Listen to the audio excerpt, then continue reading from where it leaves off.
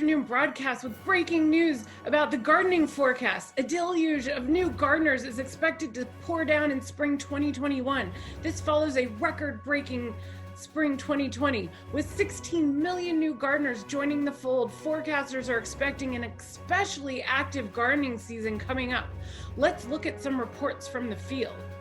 Debbie Foisey, owners of Deb's Greenhouse in Alberta, Canada, reports emptying her greenhouse in half the time this spring, while Chris Beatties from Ball Publishing declares we're still popular. Diane Blazek from the National Garden Bureau reports that their first Victory Garden 2.0 blog post was shared 4,000 times on social media, and subsequent posts have seen high popularity as well. Marcus Kirby, a former hospitality worker, went from making $1,500 a month to making $15,000 selling houseplants out of his apartment. So, how are you going to prepare for this upcoming onslaught of interest? Stick around, more at the 425 update.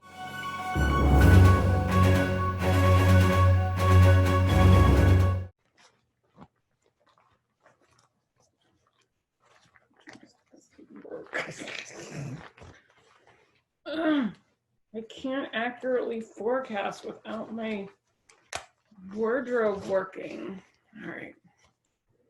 Hey there, I'm Katie Elzer-Peters, and today we are going to talk about doing a DIY digital audit. And I have some cool stuff planned. I did interview Marianne Wilburn, who is a GardenComm member, about some of her recent forays into some of the things we're going to discuss. And I have some little videos and explainers. You're going to want to make sure to get your handout because it has all kinds of checklists and information, a lot of the stuff I'm talking about today, so you don't have to remember all of it. And after this is done, I will see you and take questions. And during the video, remember to get in the chat and in the Q&A because I will be trying to dump as much of my brain out into the chat and the Q&A as I possibly can. So let's go. All right, let's get started on the DIY digital audit. Here are the things that we're going to cover. First, branding. It's not just for beer. Second, the DIY digital audit and what you need to do. And third, how to escape Jurassic Park. You're going to want to stick around for that one. And then I have a free DIY audit checklist that I just discussed. You're going to want to make sure to grab that so you can do everything. Alrighty, so part one is branding. And you might be saying, what does branding have to do with my digital audit? Well, I am going to help you and explain that. So branding is not just for beer. Basically, branding establishes what people will expect from you when they interact with you or purchase from you, and the fonts that you use, the colors, the language, the pictures, and the products that you offer, and your affiliations. Those all help define your brand for people.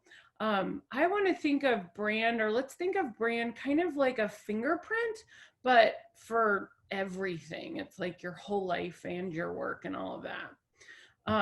So when people, Carol Michael once said to me that my brand was something like flowers, books, Harry Styles, and light angst. And I think that that's pretty true. Your branding needs to be authentic. We're at a point where there's no point in trying to be anybody other than what you are. And so these are some pictures of my gardens and books, and I'm really into art right now, and my dogs and my family. And you might be saying, well, that's not your work brand. And I very firmly believe that work and life are intertwined. You need to have a separate personal life. You need to have things that you like to do and that are fun, that are not your work. This is a little side tangent, but it's impossible to show up at work and be somebody who you're not in your personal life. So again, just don't try to fight your natural tendencies. Here's another side tangent. So I'm totally obsessed with art right now, and I've been learning how to paint and draw. And I look at a lot of other people's Instagrams and I see what they're doing, and I try different techniques, and I have a really natural style. It's weird. It's weird that I have that because I just started doing this, but that the picture of the garden that I drew, that's pretty much what my style looks like. And so whenever I try to do what someone else is doing or copy it, it doesn't turn out very well because it's not me. So to talk about branding, I interviewed Marianne Wilburn, and I called her at 4:50 on Friday, and she was like, "Did you mean to call me?" And I was like, "Yes, in fact, can we get on video conference right now?" The problem is Marianne has like next to no Wi-Fi or internet service where she lives. So our conversations are all audio, and I have some screenshots for you. But she has some great nuggets to share about her experience, and I just wanted to start with this one. God, I wish it could just be the Marianne and Katie chat on Monday. I feel like or Tuesday, I feel like your experience is what I want everybody to do. I want to have a little bit more content for beginner gardeners because my website is primarily essays. There's news and things, there's industry news, but it's a place for people to come to be with to be in a comfortable place with another gardener. And I want it to be also a place where there's a fair amount of learning too. So the how-tos on a very easy level for people. In order to do that kind of content, I really have to hire it out. And I can write it, absolutely, but I need another 40 hours a week. There's a lot of voice, and I sort of feel like there's so much on the internet. There's so much noise out there. Yeah. That what I don't want to add to the noise. I don't want to just have more stuff out there. I want it to actually have a feeling of the website. Thanks, Marianne. So as you heard her say, her website has a very specific voice and her branding has a very specific look. And what branding does is it helps people know where they are and that they're still with you, even as they move to different properties on the internet. So some of the places that your branding needs to be consistent is on your website, on your email newsletter, in your social media, like Facebook, Pinterest, all that. In your printed materials and in any directory listings. So this is a little look at the Hoosier Gardener, Joellen Meyer-Sharp, and we have her one sheet in the lower left corner, a screenshot of her website at the top, and then a screenshot of her email newsletter. And you can see that the branding is consistent across all of those. And on the handout, there's a checklist of assets that you will need to gather in order to make sure that your branding is consistent across all digital platforms, including a headshot, a short bio, a long bio, your logo, your hex colors for your brand. And the hex colors, that is the number that you tell the computer so that it will show the specific shade of green or purple or whatever. And we'll see Marianne's hex colors. For Joelle, those would be like the colors that say Hoosier and Gardener and then her name. And it's usually pound and then a combination of letters and numbers. And I have a nifty tool to help you find your hex colors if you don't know them. And there's some other things on the list. So make sure you grab the handout so you have your checklist. And if you get everything together, then it'll be really easy to standardize your presence across all platforms. So a few other things are portfolio items, some testimonials, and the top 3 or 4 products or services you want to talk about. So let's look at an example, and this is Toni Gattoni, who is a member of GardenComm. So let's take a look at her online presence. One person that I like to use as an example of consistent branding is Toni Gattoni, and she is a member of GardenComm. And so we're just going to take a quick cruise through her digital properties. So this is her website, and you can see the colors that she's establishing. Purple is a big one with her. And this is a headshot, professional shot that she uses in a lot of her marketing materials. And yellow is another one. So she really has established this color palette. And here it is right here, the yellow, orange, greens, and the purples. So there's her website.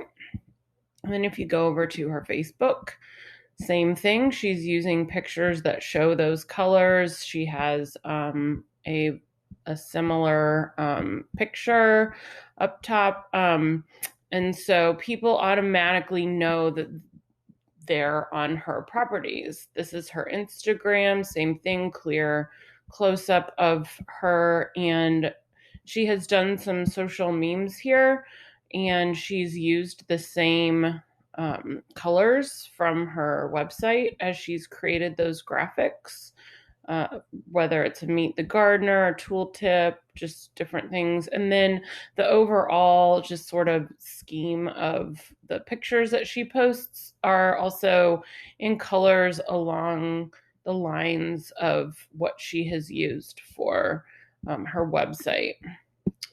Same thing when you go to her LinkedIn. Again, she's not using the same pictures everywhere, but she is using the same color palette because that's her brand. And then you visit her Pinterest, and I love this Pinterest cover. This is really cool. I think this is a screenshot of her pin boards. And again, same headshot across multiple platforms. And then this is her YouTube channel, and she has developed a little YouTube cover graphic thumbnail for each of her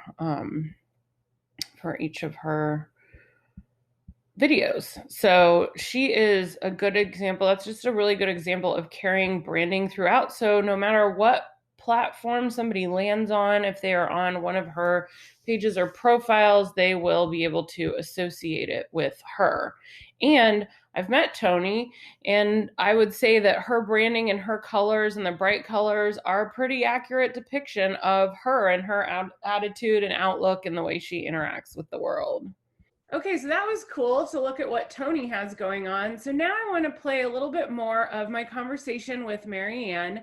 And again, there's no video because it was like very jerky. So we just decided to do audio, but she recently went through a rebranding process, and she explains a little bit about what that was like, including how her designer teased out the information that she needed to know to help Marianne with her rebrand.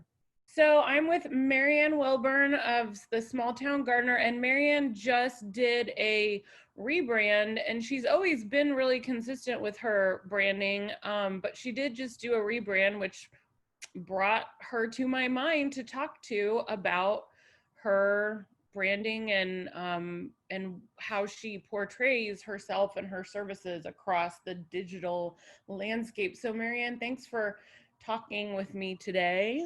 Absolutely, happy to. Well, I have had a wheelbarrow motif that I had designed with my column, with my newspaper column many years ago, probably 12 years ago, 11 years ago. And I really liked it. It was a black and white logo and sort of a antique-y font. And that just went on my website naturally when it became obvious that columns had to head on to websites or blogs. And I have struggled with branding for probably the last 5 or 4 years because I felt like it needed something fresh, but I wasn't positive that I wanted to stay with that Small Town Gardener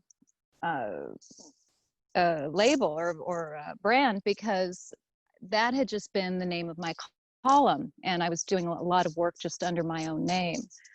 So I struggled with it for a while and finally just decided to talk to a brand specialist about it. And I worked with Kim Freeberg out of Tennessee, and she's just fantastic. She sent me a long questionnaire about so many different things. Who did I see as my customers? What type of business did I have? What did I want to, who did I want to reach? Who did I not really feel like I needed to reach? All of these different things. And from that, she came up with what she thought was my, what should be my brand strategy. And then from there, we worked back and forth with colors and all of that sort of thing, and she came up with the design that I have now and allowed me to do things that I can't do. I am not a graphic artist. I will never be a graphic artist. And she could take sort of what I was looking for and translate it into something fresh. Thank you, Marianne. That was so helpful. She and I talked for 45 minutes. I wish, actually, no, I think it was more like an hour.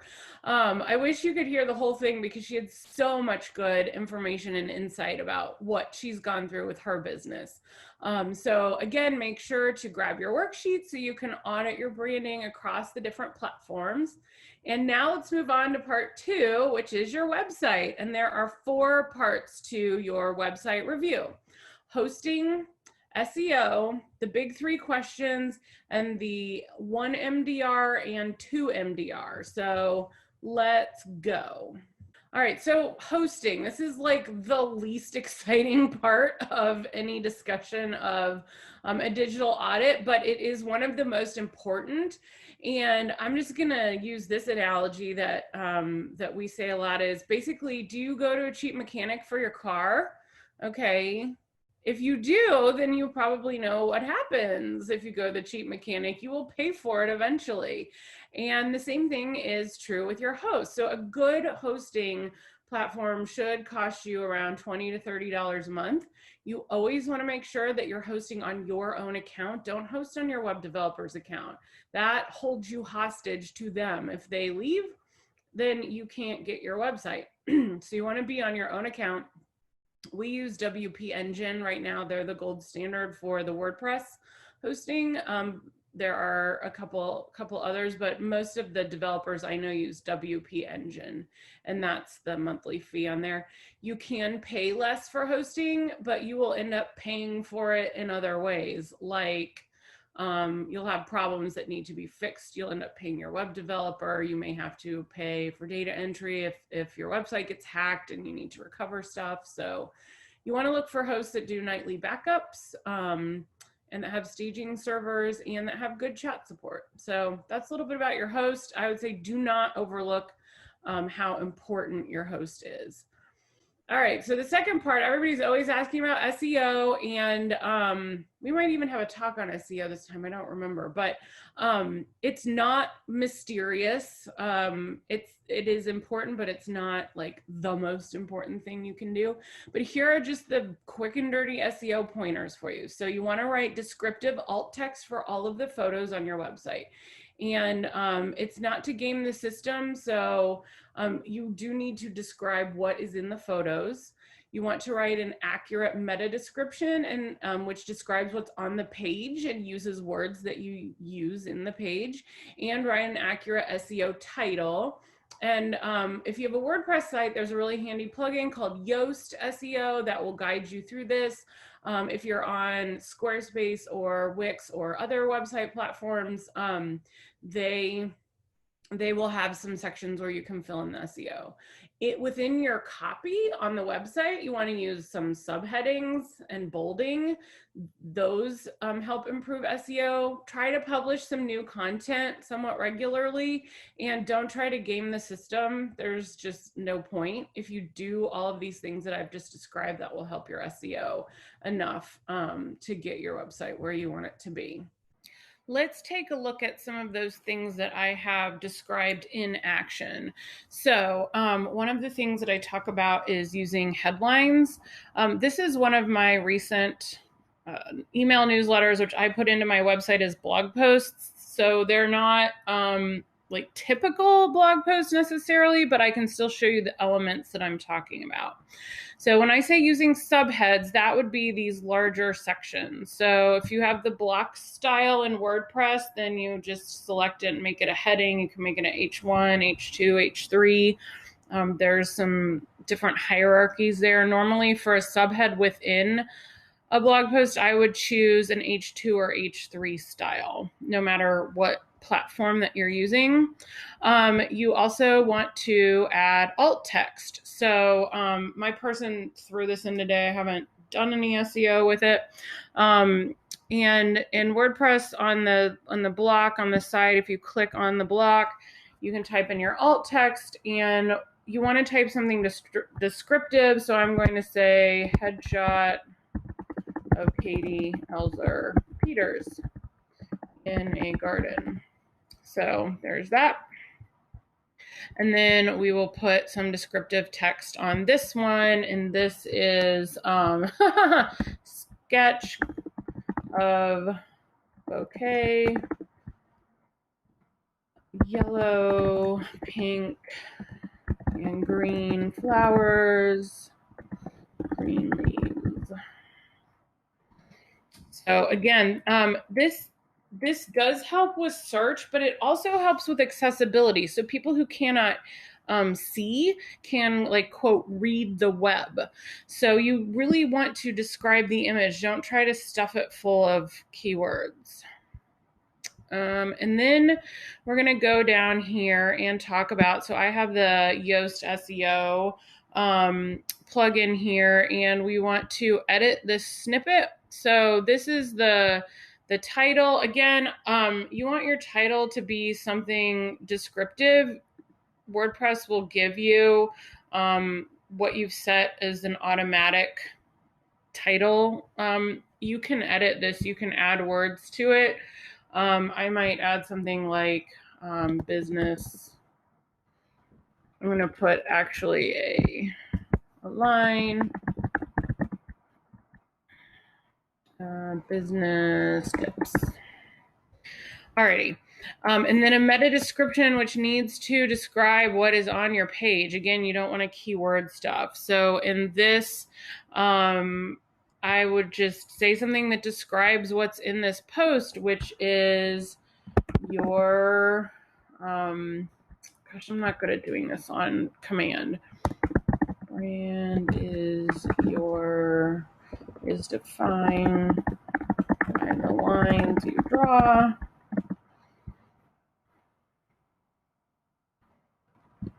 Take some time to audit your online presence. Think about your lines. That's not necessarily the greatest meta description, but I am not good at coming up with these on the fly. So there's that, and that's basically, those are the main points that I am talking about. I also talk about bolding. You want to do that. And so I just wanted to show you really quickly what that looks like when it comes to SEO on your website. So with that covered, the next part of doing a website audit is to tackle the 3 big questions. Whenever somebody comes to your website, they're going to ask, who are you, what do you sell, and how can I get it? So I did a website audit of my website. Let's take a look. Okay, so whenever we do website review videos, there are 3 questions that we always ask. Who are you? What do you sell? And how can I get it? And that's essentially what your customers or your readers are going to ask when they come to your website. So the easiest way to do a website review is to go through it and ask those questions. So I'm going to do that with my website. And hopefully I like what I find here. My website is always a work in progress, so we'll see. Okay, so the first question, who are you? So there is an about page. So I'm going to click on here and look at my about. And there's me. I use this headshot a lot. This talks about me. So that tells, you know, who I am. And then what do I sell? So I'm going to go back to the home page. There's these 3 big buckets here. And there's a services page. So I'm going to tap on this services page. And here we go. There's all these services that I can click on. So I'm going to click on web design and development. And here is here's a bunch of stuff about website development and some samples. So that is the who are you, what do you sell, and then how can I get it? So first I'm just going to look on here and So people can sign up to get a website review video. They can book a call. Lots of calls to action to book a call, email. I mean, when I look at this, I'm like, wow, this is really busy. I'm, working on my website at all times, but I do have lots of ways that people can get in touch with me so that they can, quote, get it. I'm going to click on my contact page here.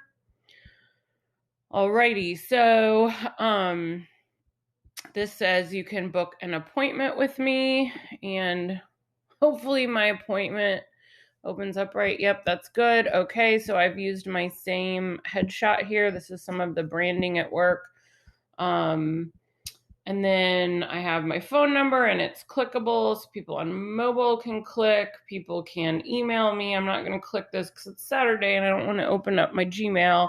Or this will also goes to my scheduling page. So that's the who are you, what do you sell, and how can I get it? And it looks like if you come to my website, you can pretty much answer those questions. Is there a lot of stuff here? Yes. Story of my life. But so go ahead and do that with your own website. And if one of those questions isn't very clear, then make some changes. Also, I'm going to go back here to the contact form or the contact. Notice there isn't a form actually. So that is something that can be sort of controversial, but I like to give people as many ways to contact me as possible. And I don't like to have a form because basically, unless you're collecting information on a form that is different than what somebody would send you via an email, why have a form? Why not just have them email you? As long as you have good spam filters on your email, you're not going to have a problem. And I have my phone number and my email clickable all over the place on my website, and I have no problems with spam email, and I have no problems with weird phone calls aside from, the regular spam calls or whatever now. So stop being afraid to make your email and your phone number clickable. In fact, please make your email and phone number clickable. That is a huge part of doing business these days, and it is a big pain in the butt if it's not. And you want to reduce friction for people. Make it as easy as possible for them to contact you. So I will step off my soapbox when it comes to the contact. All right, so now you have the tools you need to do your own website audit. Your website is pretty much your mothership. It's a little bit like a traffic light or some road signs. So when people come to your website, you want to direct them around so that they do what you want them to do and find the information that you want them to find. And so we talk about this as being the 1 MDR and 2 MDR, which is the most desired response and the second most desired response. And some of the things that you could want them to do are sign up for your email, contact you, purchase something, maybe read your blog. There's all kinds of different things that you want people to do when they come to your website. So the way you set up your website actually indicates to your visitors what the 1 MDR and 2 MDR are. So I have taken a look at my website and a couple of other GardenComm member websites. Let's see how the 1 MDR and 2 MDR are looking. Another thing that we talk about is what is the 1 MDR and the 2 MDR when people come to your websites, which is the most desired response and the second most desired response. Because on a website, you want to kind of guide people around and make sure that they're getting to where you want them to go. So let's look at mine, and then we'll look at a couple of other GardenComm members that I've done some work with. So mine, I really want people to look at my services. And so that is what's up top here. for people to come in if they need website, email, or newsletters. This is funny. I need to do a new picture here. Steph said I intentionally put kind of a crummy picture there so you would give me a new one. I haven't gotten around to that. The next thing I want people to do is to sign up for a website review, because my business is set up to very quickly and easily make people nice websites. And so these are the two biggest things, and they are what we call, pretty much above the fold or up top. Some other ways people can go is to book a call, and then my email list sign up. And you might be saying, why is your email list sign up so low if you're so big into email? And that's because the thing that I really want to sell are websites.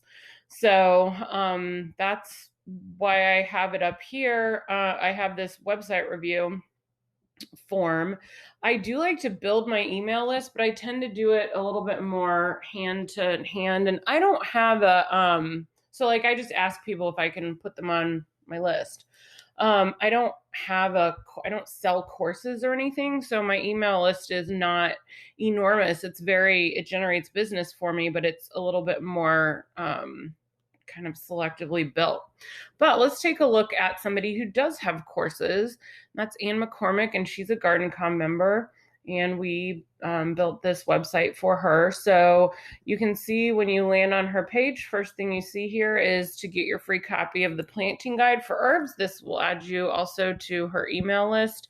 And she does sell courses. And so this is a very normal top desired response for a website of somebody that sells courses. And then you have the three main buckets that she wants you to be able to look at, and then some more information, and then a big call to action here for her email address. And then Noelle Johnson, another GardenComm member, she has online classes or has classes. And so the biggest thing that she has up top is to check out her classes. And then you can learn how she can help you. But the other really big thing here is to get her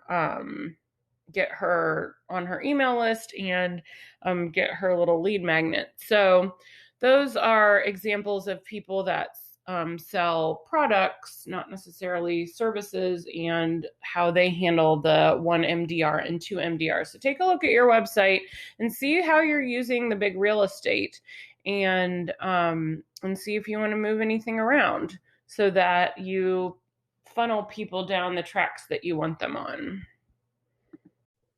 Okay, so every time I look at my website, I find things that I want to do to fix on it. But we need to move on to the digital audit part 3, which is Escape from Jurassic Park. And what this is I'm going to ask you to ask yourself, am I a digital dinosaur? So am I operating on old tech? Do I not know how to resize a photo or transfer files to somebody? And the sad fact is, it's not enough to be a writer or a video personality or a speaker or a grower or a florist and not know how to do a lot of these digital things, not have these skills.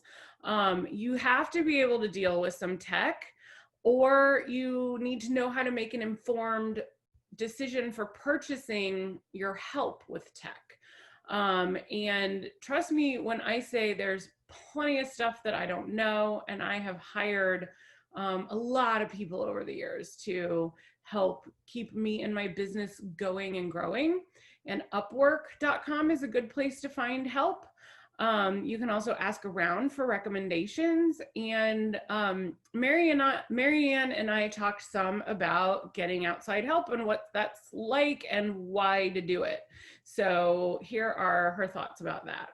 I've got the files easy to upload. I don't have to go back to Photoshop and try and pretend I know what I'm doing and spend a half of a day trying to come up with something that a designer could do in 15 minutes or less. The outside help, I've always been the one, I'm doing everything. You know, I'm washing the dishes and doing the graphic stuff for my website and uploading this and trying to learn that and weeding the garden and I'm doing it all. And there comes a point where you reach your limit And in order to move beyond that limit, you have to have help to do the things that you need to do to make your business grow. And I'm a very frugal person. I always have been. And so, and I'm also very capable. Even things that I don't think that I can do, I still try. And so it's very, very difficult for me. This represented a big investment in my business, very much like when I took your course, the email course. It represented an investment in my business. And I have not regretted any part of that. All right, thank you, Marianne. I promised her I did not prod her to say that. She just said it on her own. So whether you do it yourself or you get help, it is time to audit your tech and grow. And so these are some of the things to look at. And on your handout, there are tons of links to all of these types of products and services. And so you can just grab it and get the links there. And I'll just say it is worth the time to pick one thing and learn it, and then pick something else and learn it. You will be a lot more valuable to yourself and to others, and you'll be a lot less frustrated if you learn, you know, some of these new tools. So here's what you're going to want to look at. For graphics programs, I love Canva. You've probably heard of it. And then the other tool that I find really handy, and there's a link, is the hex color picker.